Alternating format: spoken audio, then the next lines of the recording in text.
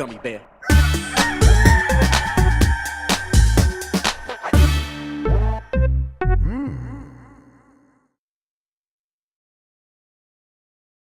It's the internet. You're busy. Let's do this for August 16th, 2024. For the next hour or so, let me help you sort through the world of gaming on Game S Mornings Live with me, Jeff Grubb. Today, Call of Duty is getting smaller and fixing its atrocious menu system, and video game companies seem ready to spend money again. But first, please join me in welcoming today's co-host of Game S Mornings. It's Tamoor Hussain, everybody. Tam, how are you doing? I am still here, and you know what? I'm struggling sometimes, but I am still here. Yeah. You know? I'm persevering. Here. Yeah, I recently got a new couch. Okay. I fucking hate it. Okay. That would be a struggle. It hurts every time I look at it. I got rid of my old couch, which I loved. It was a reclining couch, but my cats just wrecked the shit out of it. Right. And they were starting to eat the fluff from inside. the innards. Yeah, so I was like, oh, I'll get a pull-out bed-style one. It is like sitting on concrete. It is black, and I have a white cat. And let me tell you, it is... every time I look at it, it hurts my soul a little bit. And I can't sit on it. I got it 2 days ago. I'm considering throwing it away. It cost me quite a lot of money. Could like, where'd you get it from? Like a furniture store? Here's the thing. This is a question I was going to ask. I got it from... the problem is I got it from Walmart. Okay. I had to get it from Walmart because Walmart is one of the few places that has like this style of like pull-out couch that is within the same they're pull-out couch games on point. Yeah, also like within the same kind of like measurements that I need. And so I threw the box away though.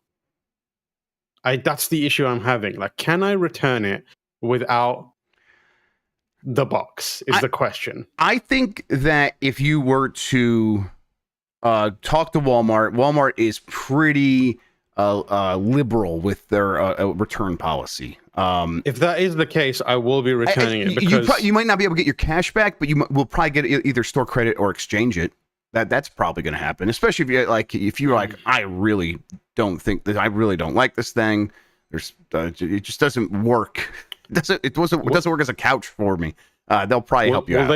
Will they come and pick it up? I have no idea. Because I the other day I've told some people about this. I bought a shelf, like a bookcase, to replace my current bookcase. Which now that I have a small shit couch, I can zoom out and you can see most of the bookcase.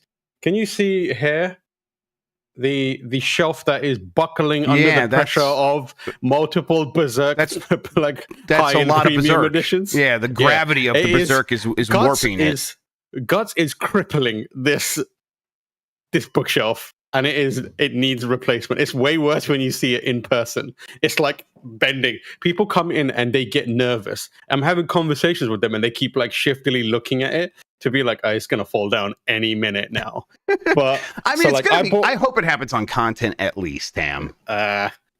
I mean, if it's gonna happen, I'd rather it not happen at all. But if it's gonna happen, if it's gonna buckle, I want it to be on video. I bought a shelf to replace it, and it was like a corner shelf, so I'd get a little more space out of it. And this is no exaggeration, and I don't feel bad saying this. I'm not precious and don't have an ego. I cried trying to put that thing together. I genuinely had a fucking top 10 meltdown. Yep. Like I was in like, tears of frustration. Uh-huh. I had that. And it reached the point where I realized it was impossible to build out of the box. Yeah. Like impossible. And you had to like modify it manually. And I just could not do it. I could not do it. And then I had this moment where it was half built. It was mostly built, but completely incorrectly. It would not be functional. And I went to bed and I sat there in bed seething for like half an hour. And I was like, I can't exist knowing that it's in this apartment. So I went, grabbed it, took it like downstairs and like threw it into like the fucking garage. I was like, get this shit out of me. That thing cost like $400. It lasted maybe 10 minutes. And Instructions have gotten so bad on these things too. Dude, I build these things all the time, and it's so infuriating. I cannot express to you how much of a impact building that thing had to me. Like, it ruined my day. Like, I was watching RKG, my homeboys playing Elden Ring, and it sucked the joy out of that. And like, it was a level of anger that I've never expressed before. So some people were like, "Oh my god, is he okay?" Like, I've never seen this before. So I was like, "Fucking." So that's the issue. I've taken an L on that. Right. I'm about to take another L on this. I just need to find a good. I think I'm now at the point where it's like, I'm not gonna buy a couch. I'm just gonna buy like a reclining chair. Just get like a bunch of bean bags, or turn your room into a ball pit. Yeah, fucking yeah. I would love that. I think that would be better than this couch. Better. Yeah, absolutely. Yeah. I think you could squeak out a win here. I think you're going to be able to talk to Walmart, get it all figured out, exchange it for a different couch, get one you like, and you'll come out ahead here. I mean, you're still going to have to probably put it together, and it's going to be a nightmare because those things just across the board suck. But I'm paying for like. But you know what the worst thing about that shelf was? Hell yeah! Here we go. That shelf is so. I'm trying to get a corner shelf, right? Everywhere I went to get a shelf, I would find a corner shelf that was that exact same shelf under a different brand. Yeah, It's so all just white label. Everywhere I went, it tormented me, being like, maybe you should try me again. And I'm like, I want to kill whoever designed that shelf. Like, I want to do it. They've killed everyone else who makes corner shelves, so you should. And I want to do it. And I want to do it in front of their family, like, so they can see it happen. Yeah, of course. They deserve the truest punishment, and their family deserves to suffer as well. Yeah, truly. Yeah, I think you're going to get this one figured out, though. We're pulling for you. Let's explain what we do here, other than get mad at furniture, because I'm also mad about it. Most weekdays, Jeff Grubb, will help piece your gaming life back together. That includes breaking news and maybe even some of our own original reporting. For all these topics, I'll get the input of a bona fide expert who will make me look smart. If you are watching live on Twitch, welcome. You can always listen to the show later on podcast feeds by searching for Game Mess Mornings, or find the RSS on giantbomb.com. You can also catch the show later with chapters and timestamps on YouTube. Hello, YouTube. All right, we have a lot to get into, so let's start the morning mess with Call of Duty is replacing its awful UI before Black Ops 6. This is from S.E. Doster at GameSpot.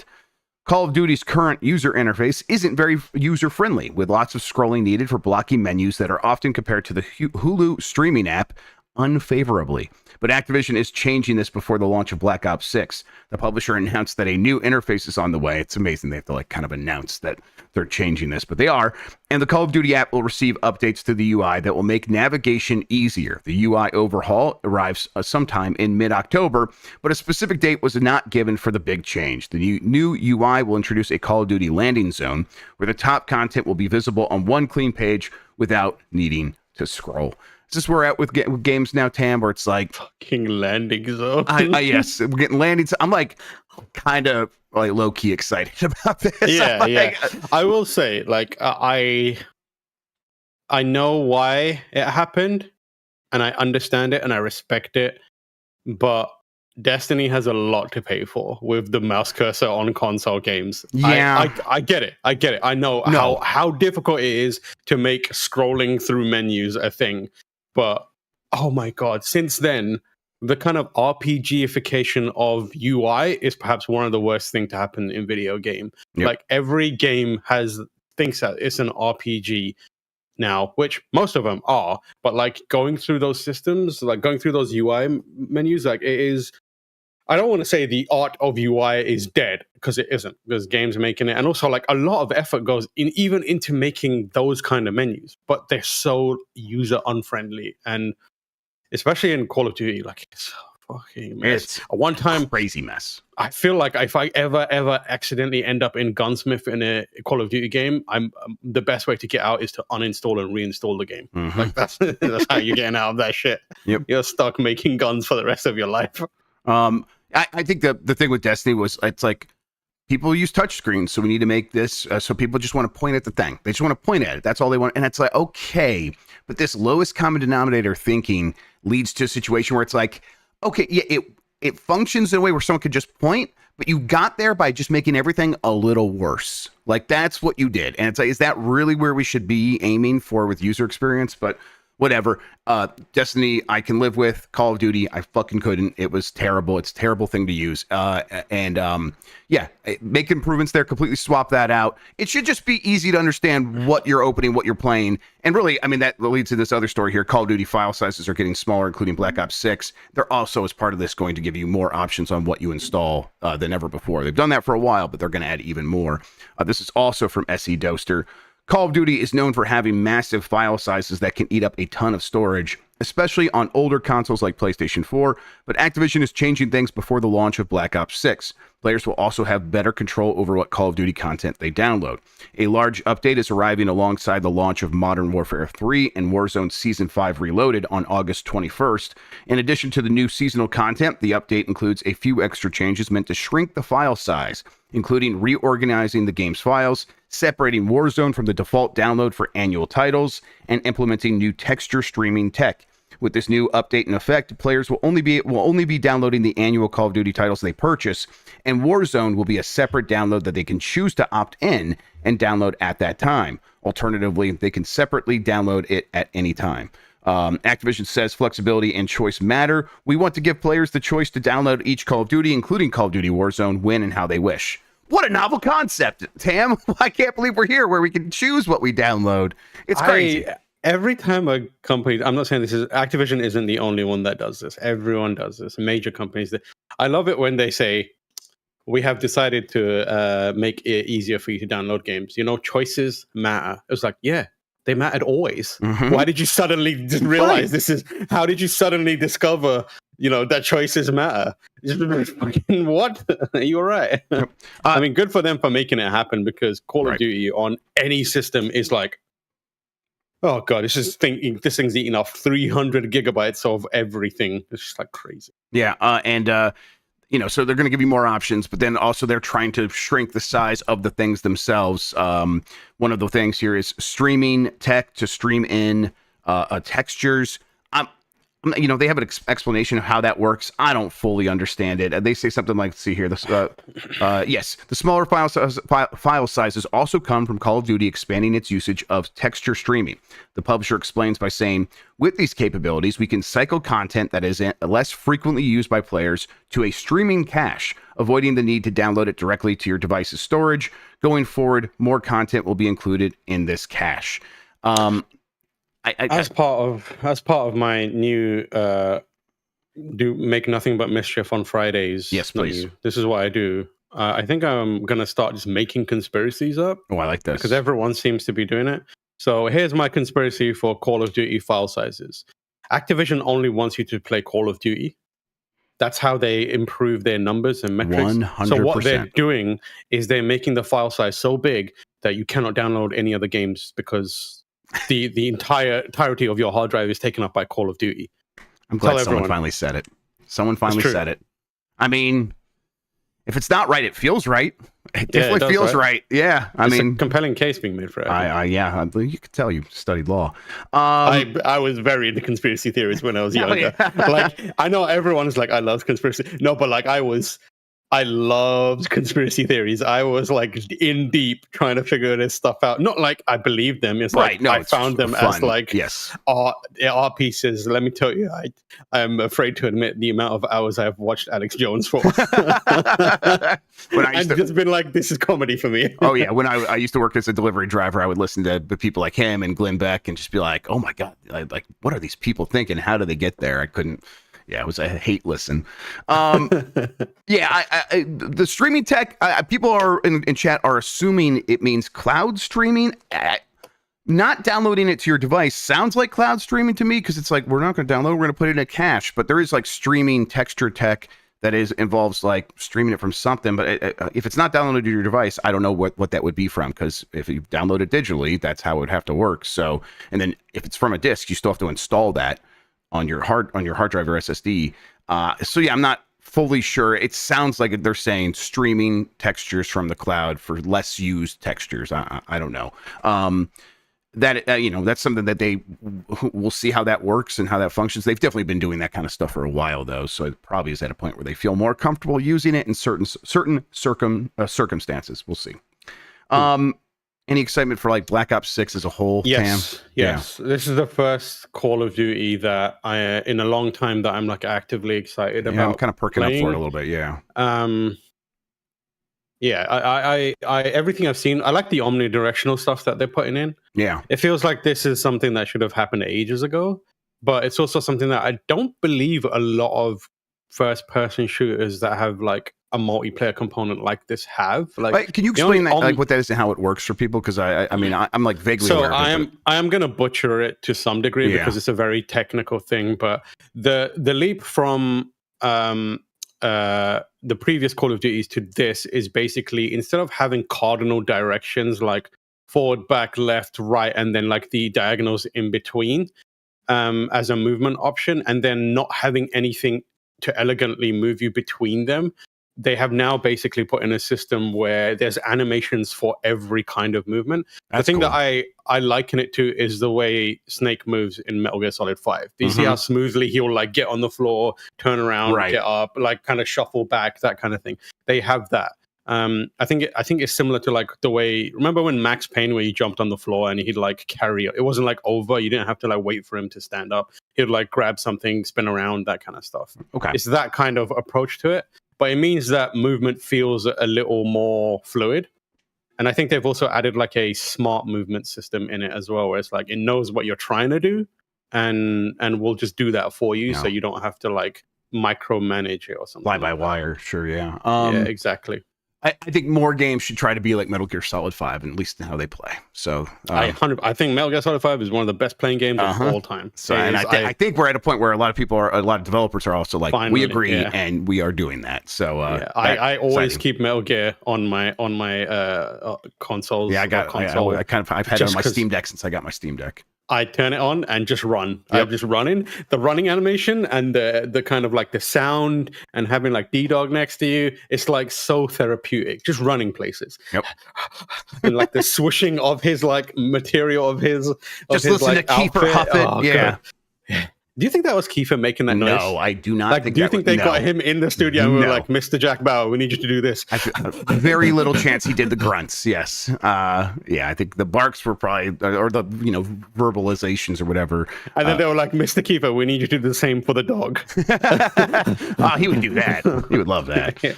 All right, let's move along here. Iron Galaxy co-CEO Adam Boyes steps down after 8 years. This is from Jordan Fragan at GamesBeat. Adam Boyes, the co-CEO of Iron Galaxy, has announced plans to step down from his position at the Rumbleverse developer. Boyes became CEO of Iron Galaxy in June 2016 after holding leadership positions at PlayStation, Capcom, Midway Games. A lot of this audience is going to know Adam Boyes, obviously, but if you're listening and you don't know who Adam Boyes is, remember that PlayStation ad that they made during E3 with Shuhei Yoshida, where they showed how to share a game and they just handed a game to one another? That was Boyes and Shuhei Yoshida. With Boyes' departure, Blasco, who is previously has worked at the company for some time, Chelsea Blasco, she will take over responsibility serving as Iron Galaxy's sole CEO. She has recently been the co-CEO alongside Boyes. During Boyes' tenure, Iron Galaxy shipped several titles, including its original IP, Rumbleverse. In recent years, the studio has expanded its work-for-hire and co-development business for top gaming franchises such as Fortnite, Overwatch, Fallout, Apex Legends, and The Last of Us. In addition to Blasco, Iron Galaxy will still have its founder, Dave Lang, unfortunately, serving in a leadership role at the studio. Boyes thanked both Lang and Blasco in the blog post announcing his departure. Boyes will stay on with Iron Galaxy through the end of 2024. While he did not share details on his plan going forward, it is clear he is not moving on from gaming. As for what's next, I'll talk about that later. The most I could say right now is that an industry that I love is suffering. My new inspirations are to find ways to help people who make games solve their biggest problems. But that is a story for another time, said Boyes. Creating video games is a passionate endeavor for a passionate people, and our industry needs help more than ever before. You haven't heard the last of me, and neither has IG, he said. Very threatening. Exactly. I'm scared a little bit. I take issue with Iron Galaxy being described as the Rumbleverse developer. Yeah, I mean, I wish they were described that way, but now it's like a shame. Yeah, because it's... Listen, Put some respect on Iron Galaxy's name. They made Street Fighter 3 Third Strike Online Edition. Yeah, let them that's live. Fair too. That's a good badge of honor as well. Listen, Rumbleverse deserved so much better than it got. Being locked onto Epic Games did that thing no favors on PC. And now it paid the price of it evaporated from the earth because of that. So and also nobody could play it because Call of Duty took up all their hard drive space. That's right. Shit. Yeah, and they do work on a ton of stuff. They are co-developers on a lot of games. But yeah, Iron Galaxy going to continue doing that work. Adam Boys, one time I've told the story a bunch, but I'll just tell it again since this is kind of related to that. The one time I fell for an April Fool's joke that showed up in my email account was Adam Boys is going to be the new CEO of Electronic Arts. And I wrote that story quickly at like 10 p.m. one night on March 31st and very quickly realized I had been had. I like that it's kind of nice that you thought he has it in him to do that. Yeah, I was confidence in him. You're like, of course Adam Boys is going to look at this guy. Yeah, he's got the ability to do that. Yep. I just assumed. And I believe that's what's happening now. Get out of here, Andrew Wilson, new CEO of Electronic Arts, Adam Boys.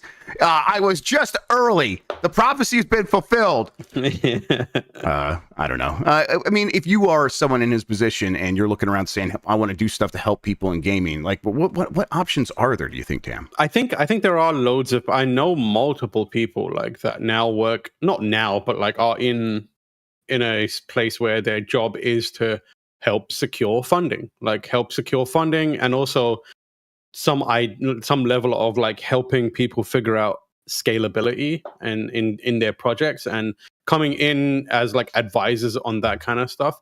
So I wouldn't be surprised if either he joins a company that is already doing that or sets something up on his own to do that. And it's a very, very valuable thing right now. People need help getting funding and people need to someone to make sure that they're not going off the rails on anything, and also like sanity check them to be like, hey, is this a good idea to like, is this viable? And can you help us like make sure that we don't destroy ourselves in doing it? So if he does that, and like he's got a lot of experience in the industry, he seems like he's very well positioned to do that. So I wouldn't be surprised if he did something like that, but I am just guessing based on a quote that he's put out there. He could be setting up a studio called Aluminium Solar System, and gonna take all the business, just steal all their clients. Bury Dave Lang. Yeah, exactly. A couple Adam Boys stories real quick. One that he told and one that it does involve me. The first one he told was back when he was working at Midway Sports, and they were working on a bunch of games. They were making Blitz the League. And their whole thing was the NFL wouldn't let them use the license anymore. So all over their studio, they would just have screw the NFL and F the NFL and all this stuff just on banners all over the studio. And it was like, okay, that's fine because it's us. But then like some people from the NFL came to visit the studio because maybe they were going to change their mind, so that they had to rush around and take all these things down or something like that. And it's like, that's incredible. And then at Summer Game Fest this year, I was getting ready to do one of the night shows, and I think it was actually in the middle of one of the night shows, and I checked my phone, and I had a DM from Adam Boys saying, is there any way I can get on the show? I don't want John Drake to break my record for the most times being on the Giant Bomb couch. And I'm like, okay, yeah, absolutely. He's like, well, I'm in Chicago. What am I supposed to do with this? I'm like, I don't know. Talk to Jen. Maybe he'll patch you in, I guess. But that didn't end up happening. That would have been too complicated. So we'll see. I will try to get Adam Boys on the couch next time, everybody, so he can maintain. He is right now tied with John Drake for the most appearances on the couch. So we'll see. All right, next story. Activision issues cease and desist to Modern Warfare Remastered mod that shot it back up the Steam charts. This is from Chris Scullion at VGC. The creators of an eagerly anticipated mod for Call of Duty Modern Warfare Remastered say they've been asked to cancel it by Activision. The H2M is a mod for Modern Warfare Remastered that was set to be released on Friday and promised a refreshed take on the multiplayer portion of the original Call of Duty Modern Warfare 2. The mod was set to feature over 50 maps and would also include an updated progression system, as well as new attachments and camos that weren't featured in the original game. Modern Warfare 2's original suite of kill streaks were also being included as part of the mod. However, In a short statement posted to Twitter, just 5 hours after posting a trailer hyping up its release, the mod's creators have announced that the release has been canceled. Today, our team members received a cease and desist order on behalf of Activision Publishing in relation to the H2M mod project, it wrote. We are complying with this order and shutting down all operations immediately and permanently. Of course, Activision waited till after the sales bump to do that, but yeah, this this sucks, but also, I mean, we get what's happening here, right? But yeah, this is a risk that you take every single time. It just stinks because it's so much work. You could just tell how much work this took. But like, and it's a passion project for a bunch of people, but like, it was bound to happen, man. It was, but also it's like Activision was getting theirs on this. The game was selling more copies because of it, and the people doing this work were not making money from selling this thing directly. So, it's just from a legal perspective, there's so many angles into it, and so many like potential landmines that this, even when a company is benefiting from it, it can be a future-proofing thing where it's just like to make sure that we don't open ourselves up to anything. We just have to nuke this thing and like take the L on any sort of like bump that we're getting out of it. But if you were, let's say you had a friend come to you and say, I am making one of these things, I want it to be out there. Is there a way to like sneak it out? Should I just be quiet? Should I just like kind of like share it with friends and let it spread quietly? Like how much could they get away with before they draw attention to these lawyers at these companies? I think it's like, I would ask you, what game is it? Yeah. And if it's like what company is publishing that and what company developed it. And usually you can tell you probably shouldn't do that. Like if they come up and they're like, I'm making nude mod for Super Mario Galaxy, I'll be like, just send that to me and no one else, man. Yeah, that sounds about right. I'll come over the USB stick later. Yeah, exactly. There's no way around this. These companies are going to mostly keep being this way. There are companies that are more open to mods, obviously, but this one is almost directly in competition with the thing that, like, that's, I think, really what this is all about. Is you're competing for hard drive space, and as we know, that's what's so precious. So the most precious resource to Activision. Honestly, what if it was like a bigger install and Activision was just so jealous? Yeah, they were like, "That's too big. Yeah. We need to ours is bigger." I wish there was a world in which something like this was possible. There's a world, we live in the world where a lot of mods, Fallout, London did come out. Yeah, people got mad at Bethesda for not like acknowledging it. It's like, oh no, they definitely can't do that. That does become a trademark issue at that point. Bethesda has a history of allowing people to mod stuff, so it makes perfect sense. So if someone was making a mod for a Bethesda game, you got a good chance of being absolutely fine. Yep. And also, like, you look at a company like From Software, where it's like, their PC, output is increased recently, but also for the longest time, they had no idea what the hell was going on with PC. Like the original Dark Souls came out and it was a catastrophe. So people modded the shit out of it. And like people have been making new, like additional DLCs style or like overhauls of the game. And From is just like, good luck. Yeah.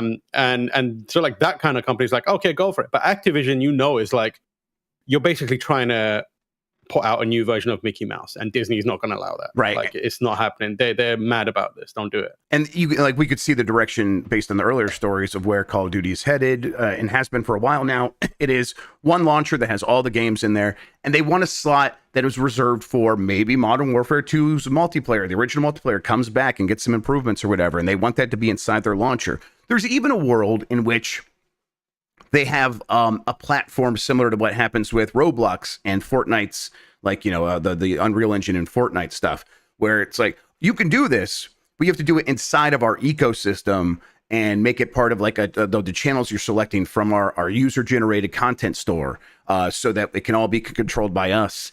And I bet a lot of that stuff is under consideration at Activision for this game. It's probably not going to happen anytime in the next year, but it's something that could be on a roadmap for the next 5 years. And while they're considering that, stuff like this is like it could, like you said, future proofing. It could grow into a problem where people say, Why would we ever do the limited version inside of your content store when these people have done all this work and made it perfect and are supporting it and are making it better, and it's free and it's free, as a mod to Modern Warfare Remastered. They want to avoid all of that. And so it's about business. And then the lawyers are also like, and we have all the legal rights in the world to do this, so we're going to do it. Yeah, it's unfortunate because I probably years of work from this team, and they did it for the love of Modern Warfare. Yep. And they're basically being I wanted to punished play for this it, which- real bad. I was really looking forward to this. I mean, talking to Sean about doing a TNT with it and stuff. Like, yeah, it sucks. maybe they can somehow it can accidentally appear on BitTorrent. Yep, I'm kind of hoping for that. It's like, but this thing definitely would have benefited from a ton of people playing, and just like doing that will make it much smaller. Hopefully, enough people to fill in matches and stuff like that can still get their hands on it. And I don't care. Yeah. I don't care if you hear me say that, Activision. People should get to play this. A lot of people did work. All right, we're going to take a quick break. When we get back, plenty of more headlines to get into right after this.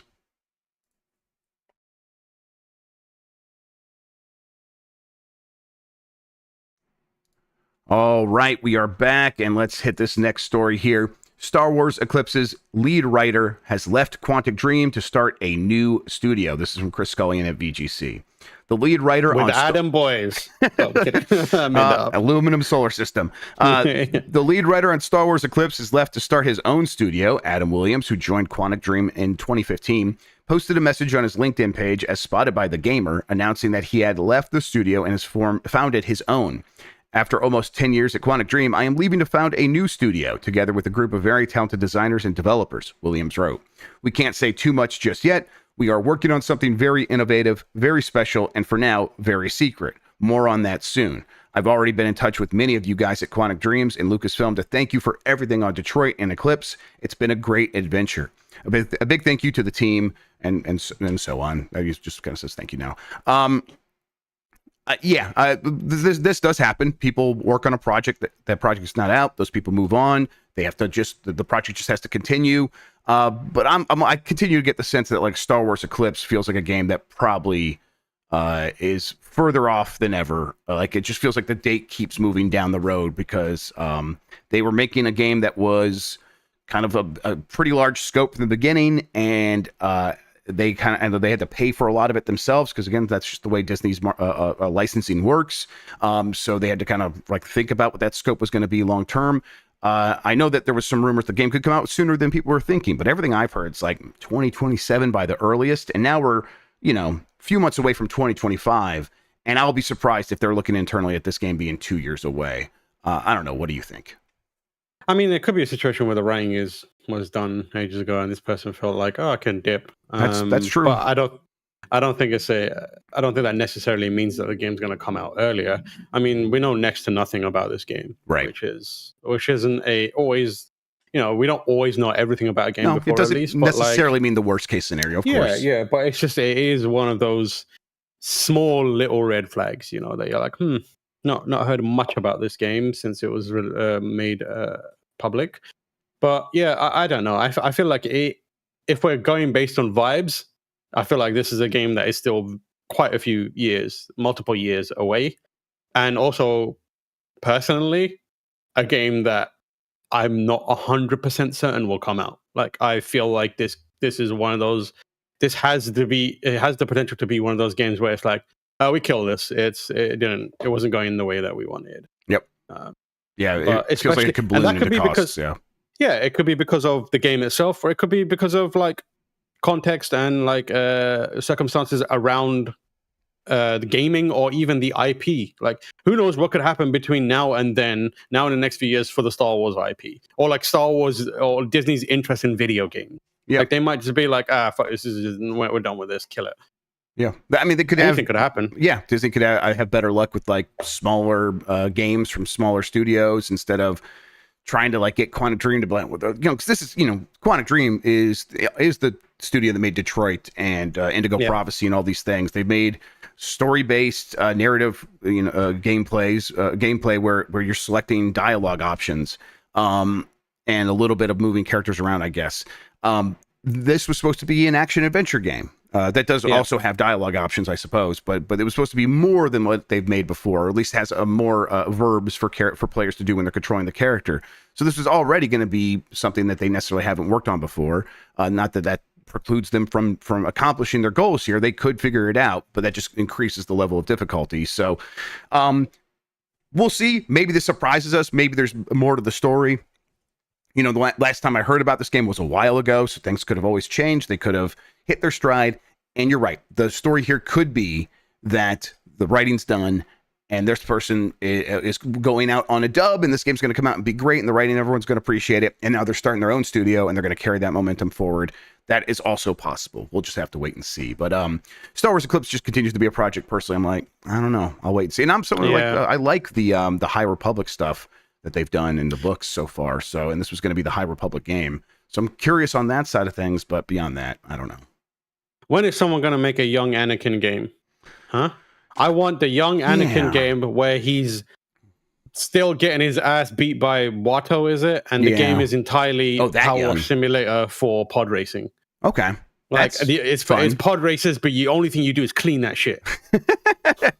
You got to just like deal with all those like pod racer bots, the droids, the pod droids. Exactly. And every now and then Watto appears and is like, "You piece of shit, clean better." And he's like, "Oh." I just exciting slave gameplay from the Star Wars universe. The origin story for his dislike of sand. There it is. It keeps getting into the pod race. Right, and he's got to clean it out, and then we see Watto just sprinkling more in there, and just exactly. Man. There you go. Bastard. Easy. Right. All right. New report says the games industry is showing signs of a recovery. This is from Ricky Blake at gamesindustry.biz. The games industry is showing signs of recovery from a record-breaking layoffs, closures, and business turmoil. That's according to DDM's Games Investment Review, which reports a sizable uptick in investments, recovering ground lost in 2023. While mergers and acquisitions remain low, even taking out, I'm going to set the table for everyone real quick. They're going to be talking about the rebound is happening because more mergers and acquisitions are beginning to happen. So if you think that people are going to be getting more jobs, let's get through this. While mergers and acquisitions, the thing that has been ruining the industry is happening. It's getting better. Yeah, there was less of it last year. And that was the problem. I mean, listen, companies spending money does help, but not that much. We'll see. While mergers and acquisitions remain low, even taking out last year's anomalous $68.7 billion generated by Microsoft's acquisition of Activision, and not a single quarter in 2023 surpassed 1.3 billion. Both Q1 and Q2 in 2024 have each reached over 2.2 billion in mergers and acquisition deals. DDM suggests that the half-yearly uptick suggests in just the first half of 2024, investments totaled 8.1 billion, almost doubling the 4.5 billion investment volume seen in the whole of 2023. However, though Q2 was great for game investments, the report authors say M&A reached 845 million across 40 transactions, which is a drastic decline quarter over quarter, so might already be dipping back down. But point is, the short version of this is companies make these acquisitions and merger deals when things are looking good or they look promising and they feel okay about spending money for the most part. There's obviously more to it than that, but for the most part, they make these deals when things when they're feeling a little bit more positive. So if they're beginning to make these deals again, the suggestion is they're willing to spend that money instead of hoarding it because they're worried about the future. This is like a sentiment check. Do you think that this trickles down to the rest of the industry, the people actually making games, Tam? No. Yeah. No. Doesn't feel that way. I don't think so. This is a very narrow view of the health of the industry from a very specific perspective that basically only serves the problem, not the solution. These are the companies and the people that are causing the decline of the industry. And this is a report saying, hey, it's going to get better for those people. The people that are actively making games are still in the same, if not worse, position. So as far as I'm concerned, nothing has changed in the industry. The people who are making acquisitions and getting crazy money out of this are going to do a little bit better. I don't give a shit. Yeah. And it's... Are you making the game? Because if you're not making a game, you deserve the worst. Right. The acquisition business is, people go out and start studios, and many of them do it so one day they can sell those studios. Like that. Yeah. This is part of the whole process that is important to the ecosystem of generating interest and having people actually invest in the first place in starting studios. But again, that is, the ownership class. That is people who are like have enough success that they can turn to someone with a lot of money and say, landlords. Give me money so I can own this thing. But and honestly, it doesn't feel like that slowed down all that much. Like, yeah, we have someone saying they're leaving Quantic Dream to go start their own studio. We've heard a few of those happen in the last year. And obviously, there was a ton of those before that. But it's like that, it slowed down a little bit. But people were still making some investments in new studios. It sounded like if you were a smaller studio that already existed looking to get investment in your latest game, that had dried up. And none of this sounds like it's going to change that.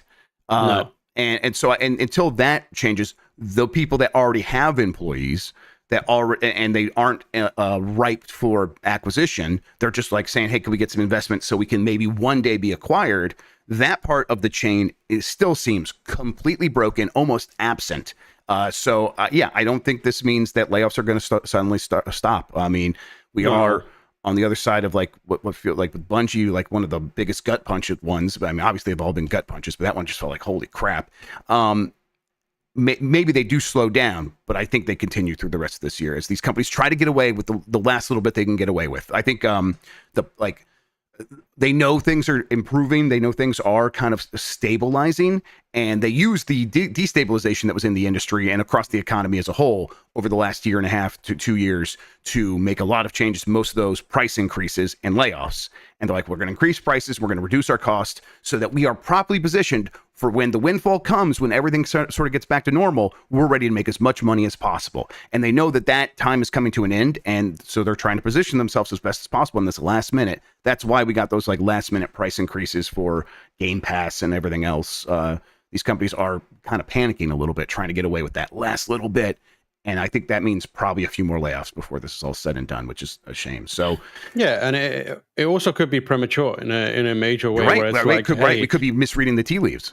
Yeah, exactly. And like if these companies which are effectively getting ready to pounce the moment they feel like comfortable enough to start snapping stuff up, like if they do that, and we could be in a worse situation or the same situation where it's like you spent a bunch of money on studios and those studios probably aren't going to perform in the way that you think they will or you expect them to, and then you're going to end up laying them off or shutting them down. So like I don't think we've had a bounce back that is healthy enough for the industry to survive the nonsense that these mergers and acquisitions often result in being. Like it feels like this is a moment where people think, it's going to be great, and they don't realize that this industry is still like hobbling its way forward. Yep, we are. Yeah, it's hobbling. We're in the middle of a wobble, even where it's like, are we going to be able to bounce our way out of this? And it's like every time we like lean too far to one side or the other, a bunch of people fall off and lose their jobs, and it doesn't feel like we're done with that yet. I think that when a company requires a small developer, it should be called a merger and snack acquisition. That sounds right. It's just a tiny little treat for big corporation. Yeah, it's got a big hunky tummy, and it just needs to put people inside the machine and feast on their blood. Yeah, exactly. There you go. All right. Video game sales in Europe during July were up in July in Europe, despite a lack of major releases. This is from Christopher Dring at GamesIndustry.biz. 2.4 million video games were sold in Europe during July, an increase of 3.4% year over year from that previous July. It's an impressive result when you look at the top 10, where the only game release this year is Luigi's Mansion 2 HD at number 9. Every other game was released before 2024, including the month's top seller, EA Sports FC 24. The list is like EA Sports FC 24, Grand Theft Auto 5, Elden Ring, Red Dead Redemption 2, Hogwarts Legacy, Sid Meier's Civilization 6, Battlefield 5, Hitman Absolution, Luigi's Mansion 2 HD, and It Takes Two at number 10, which, man, that game just continues to surprise me. Still going. Okay, yeah, game sales up. That's once again, everything should be great, right? And then we look at the list of games, and it's EA Sports came out last year. EA Sports FC came out last year, but Grand Theft Auto 5 came out a decade ago. Elden Ring came out several years ago. Obviously, Shadows of the Erdtree new, that little bit special case. Red Dead Redemption 2 though, 5 years ago. Hogwarts Legacy more than a year ago. Civilization 6 more than 5 years ago, right? That's a very old, 7 years probably. Battlefield 5, not even 2042. The known quantities, games that have succeeded before are continuing to succeed. And while there weren't many new releases to break into this chart, people spending more money on the same old games probably also isn't a great sign for this industry, right? Not really, no. Especially like now that I think it's fair to say like more new games than ever are being made. But I don't know. I feel like I'm at the point where if games are selling in any capacity, I'm like, thank God. Yeah, I mean, thank God someone's buying something. Right. The dam probably breaks, right? People are interested in playing video games. They are, they're going with the sure bets because they're probably like, I just need something to entertain me. I don't have a lot of money right now. Inflation is hurting me. I'm going to go with a sure bet, and these games have succeeded for a reason. I will go with them. But what they're showing there is they still have interest in games, and so when they do feel like they have a little bit more money, and they do look for something next time, maybe the new game that is coming out at that point is able to win them over. It's better that they're paying attention and spending money on games than not, obviously. Yeah, and like it is so weird to look at these sales numbers, these sales like charts and stuff like that, and see the same games from years ago, and also the same franchises. It's so rare to see a game make it in there now. I'm genuinely impressed that It Takes Two is there, and to some extent, like Luigi's Mansion 2 HD as well. But like, I feel like Nintendo gets a different level of exposure. Yeah, and that doesn't include digital sales for Luigi's Mansion 2 HD. Honestly, that's riding the coattails of Luigi's Mansion 3 being so good, and people not knowing that Luigi's Mansion 2 HD is... I've never played Dark Moon, so I don't know. But Bailey hates it, and I know Mike doesn't like it either. A lot of people don't seem to like it, so... Hitman Absolution is... I think that came out on the Switch or something physically, so I wonder if that's how it made this list. I don't know exactly. September is shaping up to be packed full of pleasant games. Here's our last story. This is from Evan Campbell at GameSpot. There will be more than dancing in September and the start of fall in the Northern Hemisphere. Next month is also looking like a delightful time to check out a group of pleasant new games like The Legend of Zelda Echoes of Wisdom on Switch and Astro Bot on PlayStation 5. Both seem like potentially great experiences to open your windows, relax on the couch, and let your worries drift away. Oh my God. Tam, open your windows? I'm so excited for fall. Yes, I'm going to open my windows. The air That's crazy talk. You're in the Bay Area. You don't understand. There's seasons. No, because like if you open the windows, there's a chance you might smell the grass outside, and then that means that you might want to go touch it. I didn't think about that. Okay. That's crazy. Right. I can't do that again. It didn't go great last time. Nintendo already revealed that Zelda Echoes of Wisdom will feature familiar locations to put in your happy place when it launches September 26th. To put you in your happy place, excuse me. To put in your happy place. Listen, what you do with your own copy of Zelda is your own business. Grubb is going to boof his copy of Zelda. Everyone, you heard it here first. You smuggling some Zeldas? You're just happy to see me. Even better, the princess can travel to these areas by riding a cute horse. Meanwhile, the Astro's Playroom sequel for PS5 brings back the adorable protagonist in what looks like another charming platforming game on September 6th. Astrobot is so lovable that even a limited edition DualSense controller for the character sold out quickly. I got mine. I just don't want to think about what you're doing to Astrobot now. No, you do not want to know what I do to Astrobot. It's not just the big companies dropping cute games in September either. The Plucky Squire from publisher Devolver Digital just got a release date for September 17th. And let's see here. The adventure title stars Jot and his storybook character friends. The aim is to have a little something for everyone when UFO 50 drops on September 18th. As the name implies, there are 50 different experiences within that collection. On September 24th, THQ Nordic will release Epic Mickey Rebrushed, a remake of the Wii game. This updated version sports improved visuals and updated controls. And last but not least, right before Epic Mickey Rebrushed, Tiny Glade will arrive on PC on September 23rd. This might be the ultimate relaxing experience for next month. That's the one where you just build a glade in the middle of the woods, and it's cute and pretty. I get the appeal of pleasant games. The way I play Astrobot, it's not pleasant, though. I literally injured myself playing Astro's Playroom that I had to stop playing games for like 3 weeks. But I get it. I get what they're going for here. Any of these games, what's the number one game in September you're looking forward to playing? Astrobot. Yeah. I need to boof him as well.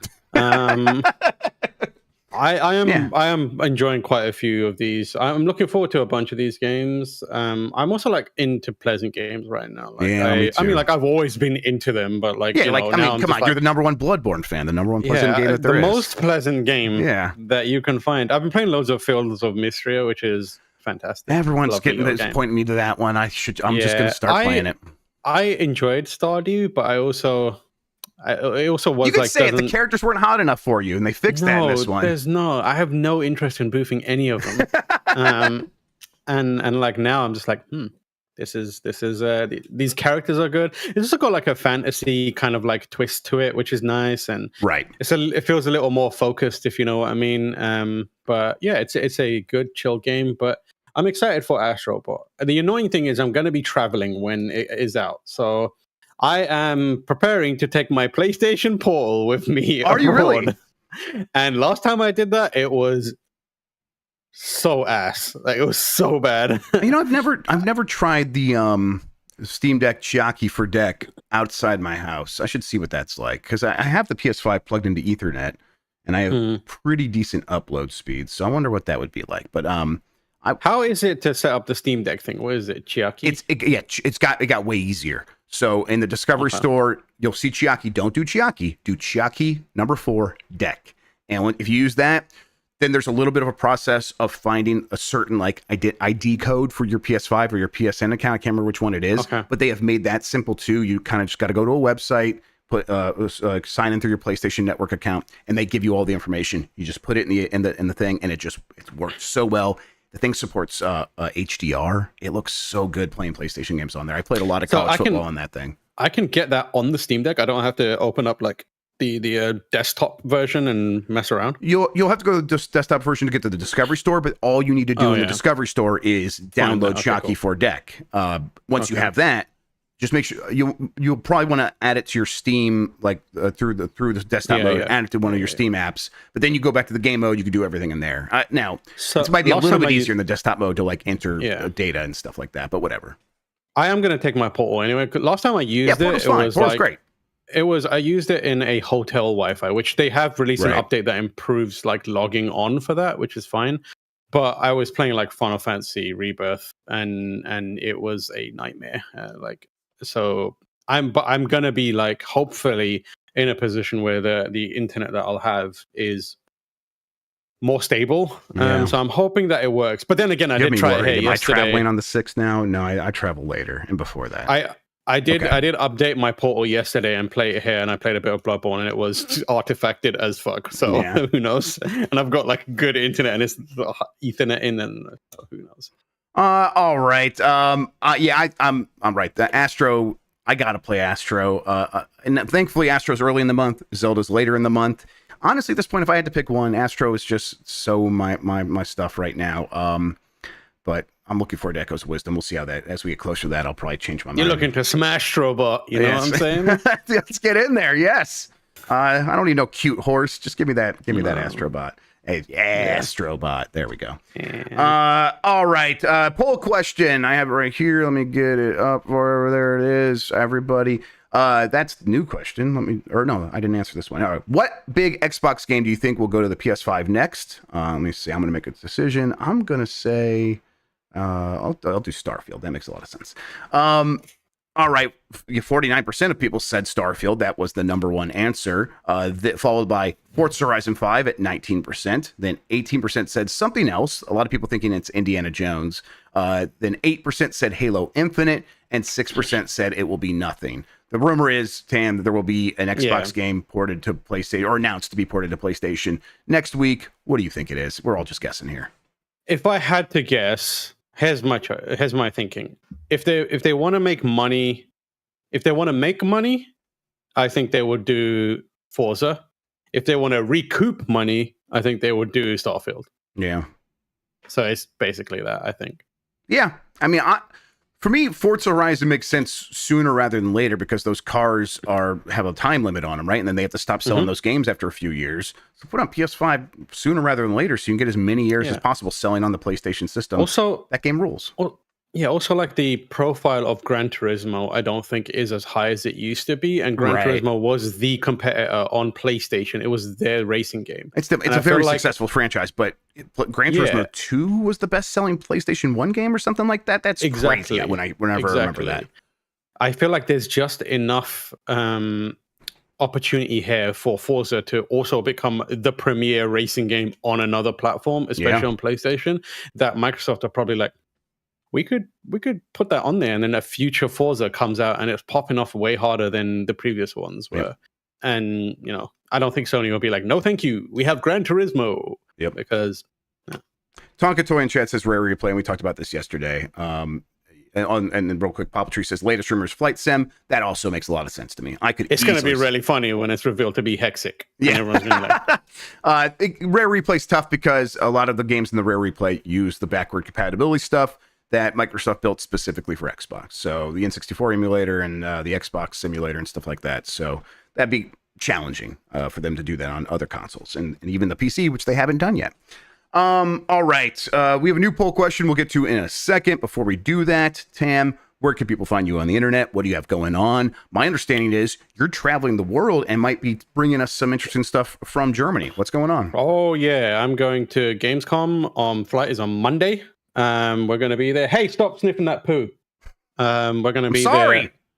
there for a week or so. It's going to be fun. We've got a bunch of content ideas lined up. There's going to be like a bombcast from there. Yes, and it's taking the shows on the road. Bombcast and Voicemail Dump Truck. Jan is still figuring that part out, so we'll see what that looks like. Yeah, everybody. we'll figure that part Yes. out. But then, yeah, we're going to be doing that, and we've got a bunch of like also appointments lined up for some cool games, and have roped in a few of the crew to do impressions on that. It's also B week, so I plan to get stung to fuck. Yeah, yes. The week after is B week. Next week is August, and then the week after is B week. Yeah, yes. Okay, gotcha. Yeah. So that's going to happen, and then from there, going to be going to PAX. PAX is going to happen, and we'll be there. We'll have 2 panels, which is exciting. Yep. Kind of like Saturday and Sunday early afternoon. Correctamundo. And yeah, it's gonna be cool. Lots going on. You can find me online on the internet. You know where I am. Thank you, Tam. New poll question: which game will you be getting in September? The Legend of Zelda: Echoes of Wisdom, Astrobot, The Plucky Squire, Epic Mickey, something else or nothing. Should I put UFO 50 in there? No, it could just be something else. I'm excited about UFO 50, but so am I. But I don't think people are gonna. Right. Maybe.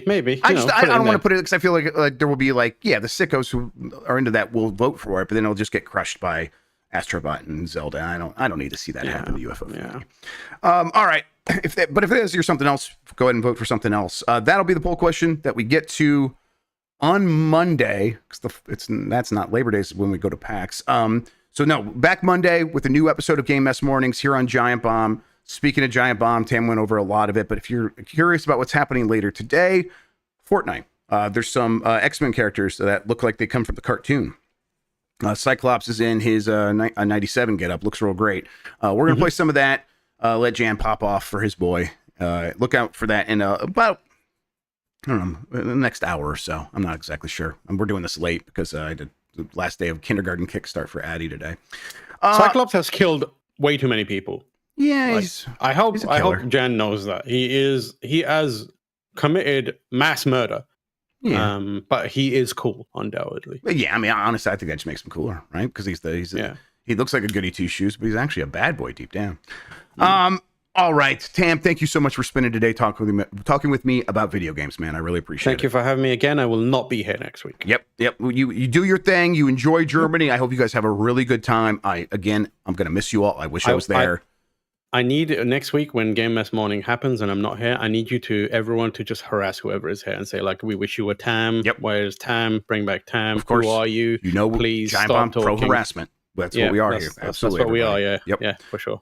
And thank you everybody for watching. Thank you for listening. You are the best audience in gaming. Until next time, have a good one. Take care of yourself and goodbye.